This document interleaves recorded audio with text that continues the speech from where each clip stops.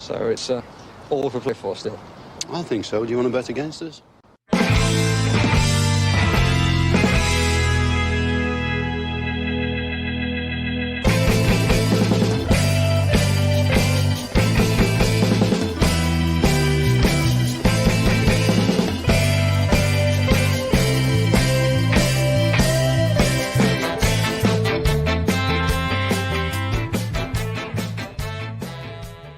Anyway, Aston Villa won, West Ham won. Villa come away from the London Stadium and have a missed opportunity, I think, to take all 3 points from that game. West Ham clearly had a game plan. It was to get Saeed Benrahma in on the ball at every single opportunity they could while he was on the field, and they did that quite well. He had quite a lot of chances, and they played well through the lines. I thought in parts. West Ham, Aston Villa having a lot more of the possession for vast periods of time in that game. But when West Ham piled under pressure, they were getting corners, and Villa, I thought, were like it was a free for all at corners for a lot of that game, and that's been something the Villa have had to contend with all season. They've not been very good at defending corners, and it just looks like it's been exacerbated again today. A lot of wrestling going on in the box. Their goal or the penalty initially comes from a corner. But it just feels like there's a missed opportunity there today. But a point on the road. We still keep our the only time we've been beaten on the road this since Emery's come in is against Manchester City. I know a lot of people will be incensed that we didn't win this game. There was a lot we could have done better in this game. Like Leon Bailey for me wasn't. Like every time the ball went to him, it broke down. I found him finding him increasingly infuriating. I found him very infuriating today. The couple of opportunities he had, and we just didn't make it stick in there. But Boubacar Kamara was a noticeable absentee. I thought today, just in that area, that he sits in the middle of midfield and can dictate the pace of the play. Alex Moreno was on fire with his overlapping runs. I thought he was really good. Bit suspect at times in defending and maybe picking out that wrong pass. But I think he's I think like his cross for the goal was absolutely superb. Absolutely superb. We can talk about that. We can that cross was fantastic. That header from Ollie Watkins was really good header as well. He headed it down into the ground. I don't think he fully knew where it was going. He scored a goal similar recently as well. Can't remember who it was against, but he did the right thing, headed it down into the ground. But a wonderful cross from Alex Moreno puts us 1-0 up. And I think that the Villa team, we could see that we were a lot more. I'm not going to say assured in possession, but we were a lot more comfortable at wanting to be a possession-based team. Does that make sense? Because we did give away the ball sillily at times. Jacob Ramsey in the early part of the first half gave away the ball quite a bit. Leon Bailey gave away the ball. When Chambers came on, he gave away the ball quite a bit as well. But look, we're a work in progress from that point of view. And I think the team is now beginning to understand that possession-based piece, when they were able to do it in this game today, I thought was they looked like they were more sure of what they were supposed to do, albeit that we did give away the ball at times.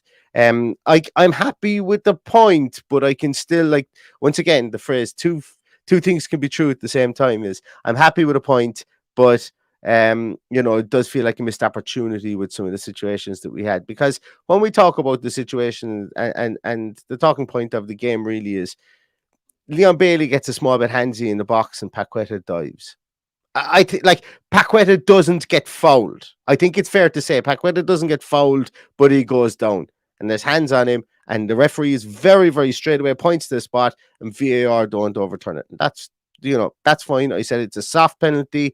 You've seen him given. I think the ball going away, they were both going away from goal. Bailey doesn't need to put his hands on him. That's on Bailey for me. That's on Bailey. I think, and people will have a different opinion on it. They'll say the Paqueta dived. That's fine, but Bailey, it's on Bailey. It's a soft one. Declan Rice goes through the back of Buendia. Whether it's clumsy, whether it's big man, small man tackle, I don't care. It's no less clumsy than what Leon Bailey did. And one is given, and one isn't given. And then Declan Rice goes over and roars into Buendia's face, which is absolutely classless. I think Villa's penalty should have been given. And I know that people will say that we come on here and we give out about referees and stuff like that, but I think Villa's penalty should have been given. I think it should have been, and I think it's a talking point about the game. So if we're going to sit here and if we're going to say, "Oh, we're not talking about that because we don't want to be saying this again and again and again," then what are we doing here? And we can debate the semantics about what was a clumsy tackling, and so on and so forth. Bailey's was feather light, the touches that he gave for Paqueta. Paqueta goes down facing away from goals, and the other one wasn't. And I just can't understand what are they looking for? And I'm not saying that I'm happy with the 1-1 draw in a way. I'm happy we didn't lose. I feel that we could have won. But the talking point for me is that VAR decision was poor. It's not an excuse as to why we didn't win the game. It's just about calling balls and strikes. That's what it's called in the United States. You got to call it. If I feel that was a penalty, and I think that most of you guys will agree with me. I haven't looked at the comments here yet, but I think most of you will agree with me that why can't we figure these things out with VAR and VAR's interpretations and opinions? Why are they so varying from week to week, from minute to minute, from incident to incident? Why do they vary so much? Is there any point in having VAR when the referee's decision can also have human error and VAR can have human interpretation / human error? I know we go on about it the whole time, but it's just infuriating. And it really is. It's really, really, really is.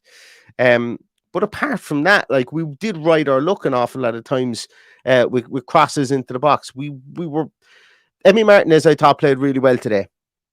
There was one underrated take he took where he kind of took a little bit of a boot. Benrahma came down the left-hand side, kind of jinked inside and went across the ball, and it was deflected. And it looked like it was an easy take, but he had to take it and he had to go into traffic. And I think he got a bit of a boot into the chest for it. But I thought Emi Martinez was pretty good today.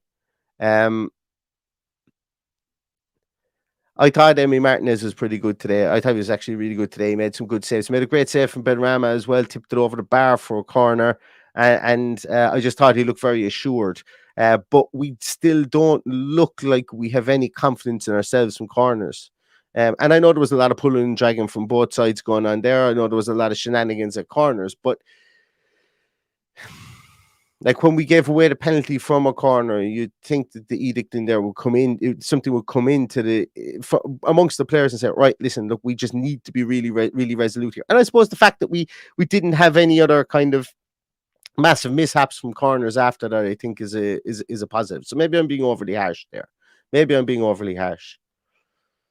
I don't know. You guys let me know. Let's see what your comments are there, because I'm at risk of going on a 40-minute tirade here if I don't look at the comments. Dave Harvey says, strange subs, not sure why we seemed happy to take a point. Silly mistake by Bailey cost us the game. Yeah, look, as I say, I think it was feather-light touches. Their man goes down. It was just easy to see it. And that was that was as I say, I've no qualms at them getting their penalty. I've no qualms with it because you see them given the whole time. You see what Declan Rice did to Buendia given as well. And it wasn't given in this instance. And I just want to, as I say, 1-1 was probably a fair result on the balance of play because of the amount of chances that West Ham had. We probably had some better chances in the form of Duran's chance at the very end. Ollie Watkins won in the first half where Areola comes out and makes himself really big, and Watkins didn't really have... Well, I'd have to watch it back, actually. I didn't even see a replay of it, but it felt like in the moment that all he could do was really get a shot in it. He didn't really have any opportunity to place it, but Areola came out, made himself big, and made the second save then and dived on it. So we had two very good chances, but obviously West Ham, I think, had more chances. Max Cornet comes on in the second half and really plays on the last on the shoulder of the last defender, which was how will I put it, scary at times because of the amount of balls that went in over the top, and Cornet ran onto them and he was offside for two of those chances. But it just shows that they had looked at the Leicester game and said, if we need to resort to this type, we can bring on somebody who's a bit faster than Ings and do what we need to do from that point of view. And Villa looked a small bit susceptible to it, albeit that they played that when they went to that high line, albeit that they played that offside trap a small bit better. Bertrand Traore came on, and I'm afraid to say I don't think I saw much more from Bertrand Traore than I did from Leon Bailey, and that was a bit disappointing because we've been waiting to see something. We've been waiting to see him take the field, I suppose, since January, since he came back for the whole month of February, and it just didn't happen. And when he came on today, he had, he had a couple of kind of round the corner passes and stuff like that didn't work out. He had a couple of crosses that didn't work out. But yeah, look, I can forgive him, I suppose, for being a small bit ring rusty, but we're not seeing a level of consistency from that side of the field. Well, obviously when John McGinn wasn't there, we're not seeing that level of consistency from that side of the field, and it was noticeably where attacks went to break down for Aston Villa. Because on the other side, when Moreno was getting the ball in the first half, we were crossing the ball in, albeit we only did something from the cross for one of the or from one of those crosses, should I say? But we were still getting joy down that left hand side, and we could fashion space. But on the right hand side, everything just broke down almost immediately. And we didn't really get much help down there. We didn't really get much of an opportunity. And I personally thought that the change might have been bring Ashley Young on and put him in that wing position. Put him out there so that at least he would be. Yes, you'd miss the pace from Bailey, and to be honest with you, Bailey's pace is only an asset if he can get space, number one, and number two, if he's on song, because when he's not controlling the ball, his pace becomes a liability. Because he just wants to run that ball as soon as he possibly can. So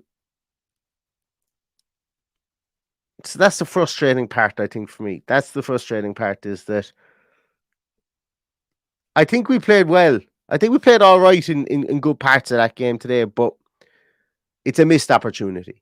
It's a missed opportunity, I think. And West Ham, do you know what? I'm sure if you were to go on to the For the Love of Julian Dick's podcast, that's probably airing somewhere here, I'm sure West Ham fans are going, it's a missed opportunity. This is a missed opportunity, and that their penalty was a nailed on Stonewall penalty, and that Villa were parked in their own half for a good portion of that game. I'm sure they have all the same talking points that we have here. I'm sure they have all the same talking points here, just roles reversed, because that's the kind of game that it was. It was a 1-1 draw, really. I say I'm just taking my frustration out on the fact that, you see it up and down the league at the moment. People don't know what VAR is going to come back with, and it was supposed to do exactly the opposite of that. It was supposed to standardize decisions almost. Not standardize them, but get to the right decision. And I don't know. I'm just actually after seeing a replay of the ball that went into John Duran, and he gets a shin to it more so than a leg. Doesn't really get great contact, and it just kind of comes off him and goes into Arola's hands. That was unlucky from John Duran. Do you know what? Every game he's come on, I must go back and look at the statistics. I'd say every game he's come on, he's won at least two balls in the air and flicked them on. He seems to be really good. And now I'd expect that from him because of his size and his build. But it's something that, that I'm finding a small bit noticeable about him in the small minutes that he comes on. And that's interesting because, Ollie Watkins, while he wants to be that type of striker, and he is fairly good in his hold-up play, albeit it was difficult for him today against three centre-halves. It's like I'd if you were to almost withdraw him and withdraw him into where Bailey was playing today and play John Duran up there. And I know you don't want to be taking Bailey out of that position. Obviously, he's the form striker and he's on form. But even if we were to rotate the two of them around in certain stages in a game like that, I would like to see that at some stage. Obviously, Leon or Ollie Watkins leading the line at one stage, Duran playing off him for the main. But, just to try and shake things up, I think that would be nice, because you can't do that when you play Bailey up there. You can't do that when you play Buendia up there. You can't do that when you play Coutinho up there. And I think it might get Ollie Watkins into games more, because, I haven't looked at any of the statistics in this game, but I would imagine if I was to look at it, I'd say Ollie Watkins he might have had less touches than any other Aston Villa player, I would imagine. I'm actually just going to bring it up here now so I can take a look at it. And that isn't criticizing Ollie Watkins, but how do we get him into the game more when he's in this rich vein of scoring? I think that's what's going on in my mind at the moment. Because as I say, you're bringing in Bailey for that pace threat, but it's just not evident.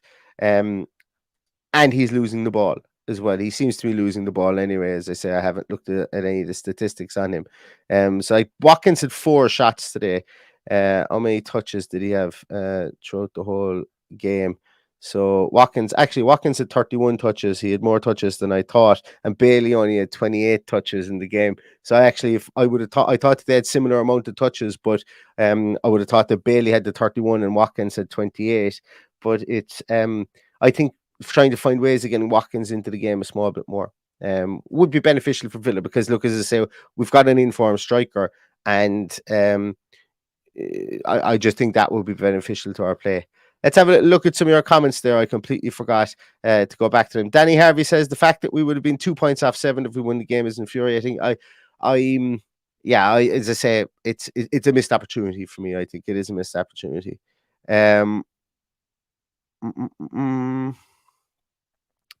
Couple of things there with regards to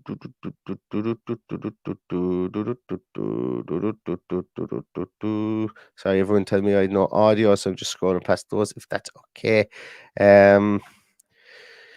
Jimmy Lassane says disappointing game, lots of good possession, not enough pressing for the goal and watching from Cyprus. Jimmy, why didn't you strap yourself to the runway so they couldn't take off from Cyprus, and then we would have been awarded the game by forfeit? That's what you should have done, Jimmy. Do your bit for the team, will you?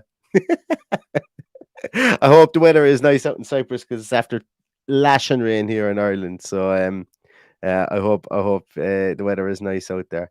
Couple of comments there about Bailey. I think I've kind of mentioned an awful lot about Bailey there. I don't want this to turn into, like, as I say, I'm done kind of talking about him for tonight's podcast, I think, because Jack says he wants to hear what Paddy has to say about Leon Bailey. Paddy won't be on this podcast because he's gone to watch Ireland Scotland directly after the game, so in the rugby. So I'm doing this one on my own. I'm taking one for the team. This is something I agree with as well. And like, as I say, while I feel it's a missed opportunity, West Ham should not be going down. They've got some, like, their team is way good enough to stay up. It's very, like, it's a very, very competent team and should be staying up. They're, as I said, I still believe they're in a false position with some of the players that they have, albeit, like, even today they did look a bit ponderous at times today as well. So I can understand why they're in the position they're in, but the players there I think that they're obviously out of the drop zone now with this point today, but I think they're joint 24 points, I think, with 2 other teams, if I remember rightly. But I think that they have the players to pull themselves away from the drop zone too. But look, games are never won on paper, and while you might have the best players in the world, you still have to put in performances on the field, and I think that West Ham fans will know that. Albeit, I think they'll be disappointed with today. I think, as I say, if you watch the For the Love of Trevor Brooking podcast later on today, you're going to see that they will feel that this is a missed opportunity for them as well, and I can completely understand that because of the chances that they had too, for sure. Sorry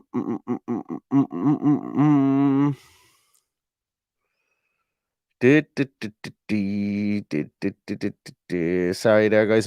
I'm relying on your comments here, but I'm just trying to find it. Literally every single comment is Bailey related. So I know I want to share your opinions and stuff like that, but I don't want this to become a consistent Bailey podcast. I do apologize. What do you guys think I'm overreacting about the penalty, about Villa's penalty? I know some people will feel it wasn't a penalty. There's always people who will feel it isn't a penalty. I just want to know how many of you guys out there feel it wasn't a penalty. I don't feel it was a stonewall penalty. Okay, just want to get that one straight. But I feel that there was as much in that from Declan Rice as there was in the Leon Bailey one, and I feel that the consistency was the issue. That's my gripe with it. That's my gripe with it. But I'd just be interested to see your opinions on them. Sai says we don't get those. Where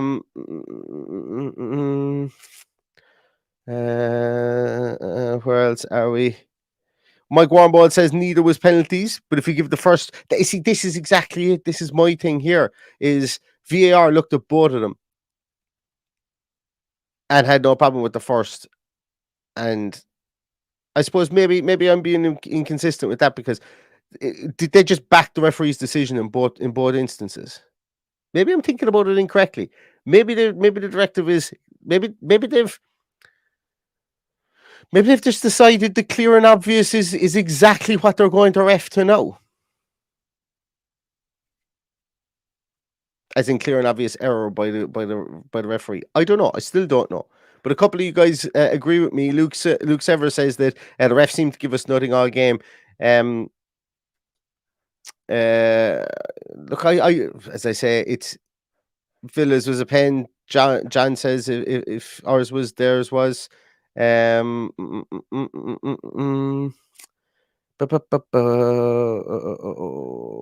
Stephen Wright says we don't get decisions because we surround the ref. Point of order on that one. How could Man United get decisions?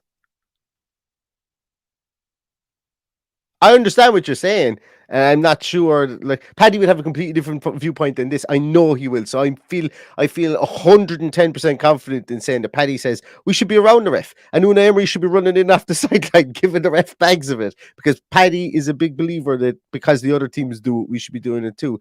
I think, but I just say like Man United would have done the same thing there. And they would have done it in like 96 all the way up through. I can imagine if this was Alex Ferguson was over that team, Rio Ferdinand would have been in the referee's face roaring at him there. If that penalty wasn't given. I hope that's not the reason because other teams do it too. Is what I would say, and they do get the decisions.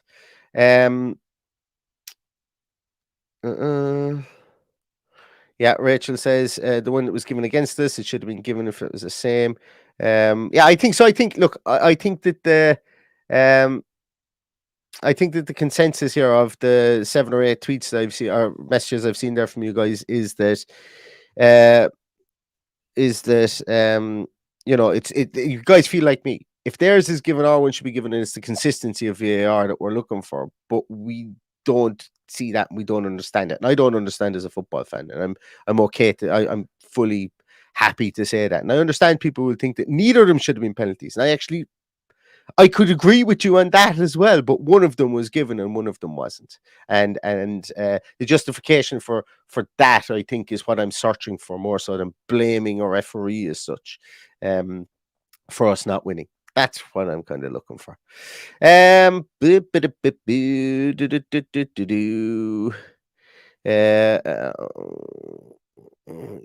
I'm just seeing all the similar comments in there as well. Guys, I don't really know. Where is it? When is Patrick Hopkinson asks, when is my new Baba due? Yes, so I may have let slip that there was I have another one on the way coming soon. And put it this way, the new Baba will be here before the end of the season, so there may be an announcement whereby I may be taking a little secondment from the podcast for a week or two when the baby does come along. But I'm going to get over to Villa Park first. So if anybody is in and around Villa Park, or if anybody is going to Villa Park on the 8th of April for Villa and Nottingham Forest, yours truly will be there as well. So I'm looking forward to going over, and that could be my last Villa game for a couple of years. Having two kids under 2 could curtail me slightly if the second one is anything like the first one for running around the place. But yes, thanks for asking, Patrick. And as I say, if anybody is over there, and we will endeavor to do a live team sheet tantrum from the stadium. And myself and Paddy, we'll try not to be as drunk as we were the last time we did that. The last time we did that for Norwich last season. But thanks for asking, Patrick. Where else are we? For the love of For the love of Marco Boogers, yes, I was trying. Do you know what? I went with the two easy ones, but I was trying to come up with a very, very obscure West Ham player. I was going for the love of Freddie Canute, for the love of uh, yeah, for the love of what did Gary Penrice play with West Ham? I'm not sure. Did he play with him? I know he played with Villa, but did he play with West Ham? Anyway, that's a podcast for another day. For the love of John Munkar, that would have done as well. I love it. I love the fact that you guys picked up on that. The fact that I went with two different players. Brilliant. Bit of levity to the situation, anyway, at least. Paul O'Neill, thank you so much for that, Paul. I really, really, really appreciate that. You're a legend. And Matt, thank you so much. Based on today, what do you change at the start versus Bournemouth? I'm going to bring in John Duran. Or ideally Boubacar Kamara is fit. He slats back in, and we go with the same midfielder Bundia up beside Watkins, because I think that's a good formula and it works well. Essentially, what I'm saying is I would take Bailey out of the team again, and I would bring in another attacking option. Apart from that, I think we're pretty solid. I wasn't disappointed in many players that were out there today.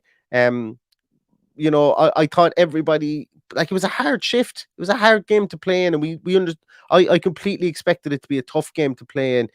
I didn't expect us to have as much possession as we did, and yes, we found it tough to break through. But remember, you're trying to break through a back five there as well. In a lot of situations, I know that they're really a back three, but they are back five when they hunker down like that. And we did it a couple of times in the first half. So based on today, I think I would just change the Leon Bailey, swap out Leon Bailey for another. I think at that stage. Yeah, and Jimmy, this is a good point as well. If I was a Hammer, I'd be questioning why they didn't get a penalty every time Bundia pulled things down for every set piece. Yeah, that's what I'm talking about. There was lots of hands from both sides inside there, and I think the referee lost control at corners. Now, I'm not saying he should have started giving penalties at corners, but I think it was very much a let it flow attitude from the referee there, and it suited us. It suited us, but we didn't look very good from corners, regardless of whether we were pulling players down or not. We didn't look very suited to it. Matt Hanlon, thank you so much for the super sticker, man. I really appreciate it. You're an absolute gentleman. Thank you so much for that. Let's see what McDermott says. Interesting to see if he agrees. Okay, where else are we? Boom. Sorry, I'm relying on the comments, guys. So this is going to make for riveting stuff for the audio podcast if anyone is listening back to audio. First of all, you'll have the first 10, 15 seconds or 30 seconds or so of the podcast absolutely mute, and the first word that you'll hear that will come from my mouth will probably be a swear word, which I might edit out actually, because a bit too close to the start of the podcast for my liking, especially if there's kids in the car anywhere. And then now you're going to hear me going through the last 10 minutes of the podcast as I've been reading through your brilliant comments. And to be honest with you, I've seen some name suggestions, and Unai isn't a popular Irish name. I can see that in there. And thank you so much to everybody for your congratulations as well. I really appreciate that. It means a lot. Thank you very much. As Dave Bond says, bringing the future number 10 into the world. Number nine, because he's going to bring goals. He's going to bring more goals than a number 10 would. Hopefully so. Look, I'm going to go, guys, because I feel like I'm waffling and rambling. We're going to be back on later on. Okay, for any of you that are up and that want to watch, we are going to do a watch along of match of the day just for the crack, and we're going to get Paddy to commentate on the game, on the highlights, the Villa highlights, and match of the day, since there won't be any commentary on match of the day. It's a bit of crack, and we're going to do it tonight. So watch out on social media. Myself and Paddy will be here. We will give you the match of the day experience if that is something that you are looking for. And as I say, it's going to be a small bit of crack later on. And plus, I want to hear what Paddy's thoughts were on the game as well, because he's been missing. He's been in MIA while he goes watching the egg chasing. So we're going to do that later on. Stream isn't up because we weren't sure whether we were going to do it. We wanted it to be a bit of a surprise, so we'll pop a stream up in on Twitter and on YouTube. And if you guys are around and you want to join and you want to bring a bottle of beer or something like that, or whatever else, then we'll be delighted to have you. So we'll see you then later on this evening for match of the day, and we'll do a little bit of a watch along and get Paddy to provide commentary of the game for you, and hopefully you'll be able to join us then. So with that, I'm going to sign off. Thanks so much to the 300 odd people who watched today. I really, really appreciate it. You mean that means the world. The people actually care about what we have to say, especially when some of it is a bit ranty after a game like that. So I appreciate all of you guys helping me to calm down, number one, and to rationalize my thoughts sometimes, because that's what I find these podcasts do for me. And I hope you guys feel the same as well. Hopefully I don't work you up into a ladder while we do these post-match podcasts. But thanks so much, everybody. Really appreciate it. We'll see you later. Stay safe, stay healthy. And as always, all that's left to say is up the Villa.